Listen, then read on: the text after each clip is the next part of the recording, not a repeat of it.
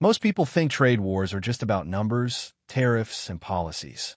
But what if I told you they're actually high-stakes power plays that decide which nations rise and which fall? When the U.S. imposed aggressive tariffs, it wasn't just a tax. It was a strategic move that forced countries like South Korea into a corner. The question wasn't just whether they could afford the tariffs, but whether they could afford to keep relying on the U.S. at all. What happened next was a masterclass in economic survival. While Washington expected compliance, South Korea took an unexpected route, one that could permanently shift global trade alliances. And here's the kicker. The next move might not just affect South Korea, but could change the entire balance of power in North America and Asia. Want to understand how nations really win trade wars? Stay with me, because this is the kind of knowledge that separates the informed from the clueless.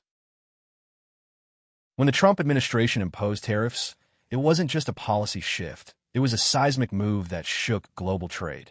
South Korea, heavily reliant on steel and automotive exports, found itself at a crossroads.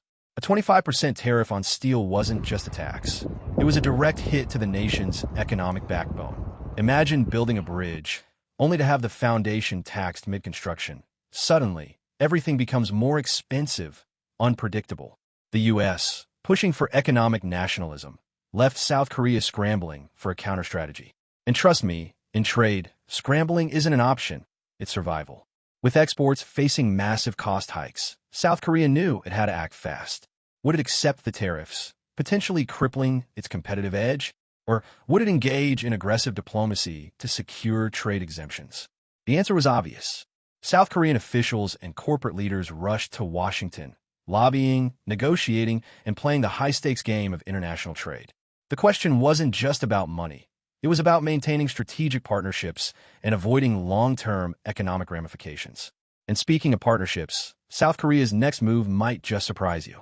If you're the kind of person who thrives on understanding the hidden strategies behind global power plays, then don't just watch. Be part of the few who truly get it.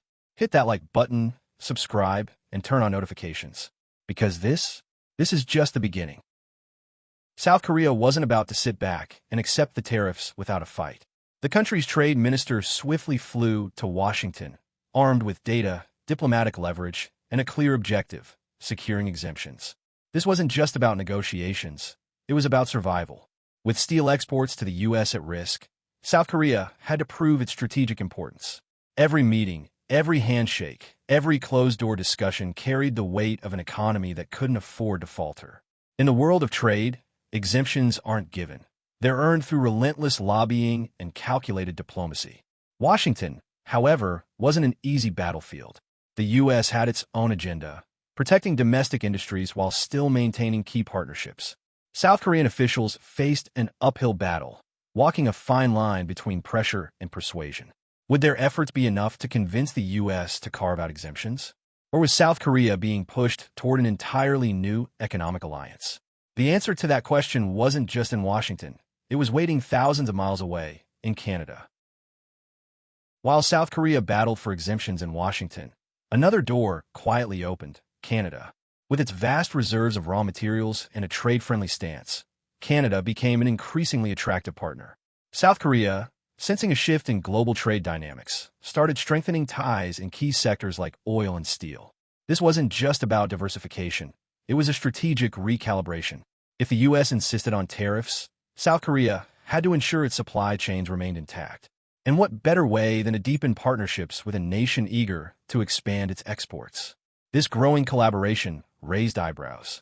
Was South Korea subtly signaling a pivot away from the U.S.? Or was this just a smart hedge against uncertainty? Trade is never just about numbers. It's about leverage, relationships, and long-term positioning. If Washington refused to budge on exemptions, South Korea had to be prepared. The world of diplomacy isn't about waiting for doors to open. It's about building new ones. And the economic ramifications of these shifting alliances, they were only beginning to unfold.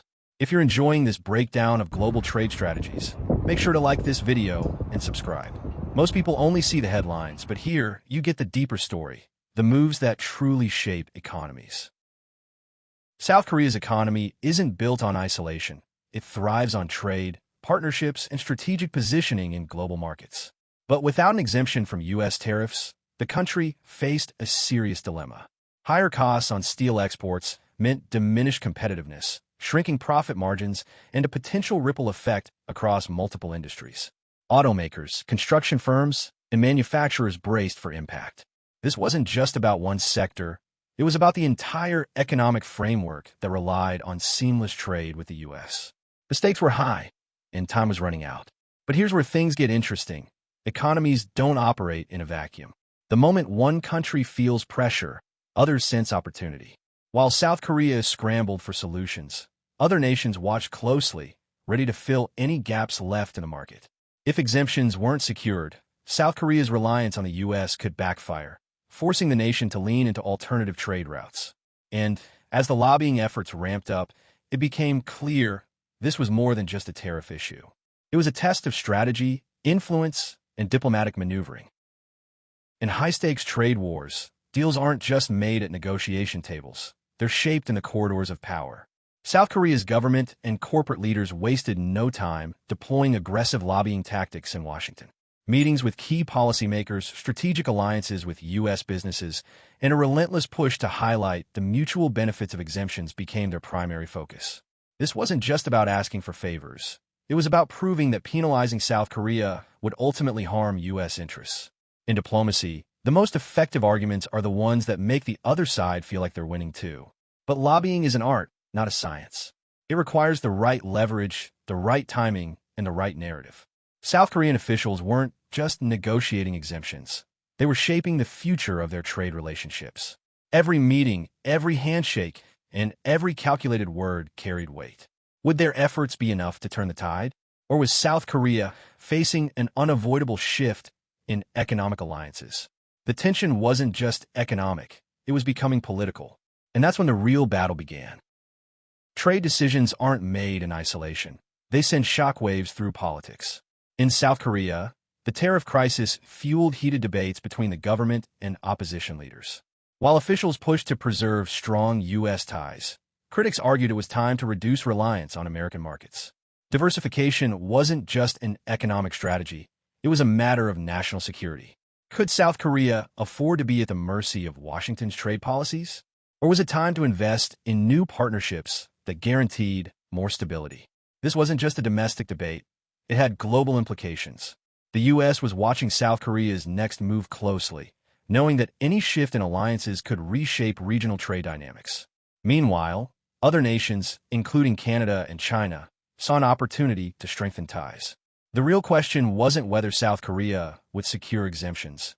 It was whether this trade battle would permanently alter its economic strategy. And as the dust settled, a new reality was beginning to take shape. Survival in global trade means adaptation. Faced with uncertainty, South Korea wasn't just fighting for exemptions. It was laying the groundwork for long-term adjustments. Businesses started diversifying supply chains, reducing dependence on U.S. imports, and exploring new markets. Canada, Australia, and Southeast Asia emerged as alternative partners, each offering fresh opportunities. The result? A shift in economic strategy that could outlast any single administration's policies.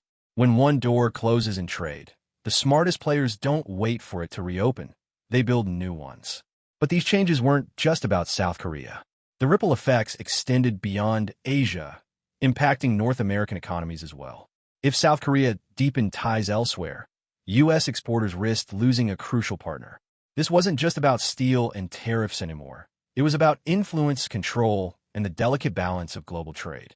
And with so much at stake, the question wasn't if the landscape would change, but how fast it would happen. Would South Korea's lobbying efforts pay off, securing the exemptions it desperately needed? Or was the trade war forcing a deeper transformation, one that would reshape global partnerships for decades? These weren't just policy decisions. They were high-stakes maneuvers with billions on the line. The outcome depended on diplomacy, economic leverage, and political strategy. In trade, the difference between victory and loss isn't always obvious. It unfolds over time, shaping economies in ways few predict. And that's what makes this moment so critical. A single policy shift triggered a chain reaction, forcing South Korea to rethink its economic future. Whether exemptions were granted or not, one thing was clear. The rules of global trade were changing. The only question was, who would emerge stronger when the dust finally settled? Now, here's the real question. Did you see this coming? Most people follow the headlines, but few understand the deeper game being played. Trade wars aren't just about tariffs. They're about leverage, power shifts, and strategic positioning. South Korea's bold move with Canada wasn't just a reaction. It was a calculated step that could reshape global trade for years. And the most interesting part? This is just one of many hidden power plays happening right now, shaping economies while most people aren't paying attention. So what do you think? Was this a brilliant maneuver or a risky gamble? Drop your thoughts in the comments. I want to hear your take. And if you're the kind of person who craves exclusive insights like this, you know what to do. Subscribe, turn on notifications, and stay ahead of the curve. Because those who understand these moves don't just watch the game, they learn how to play it.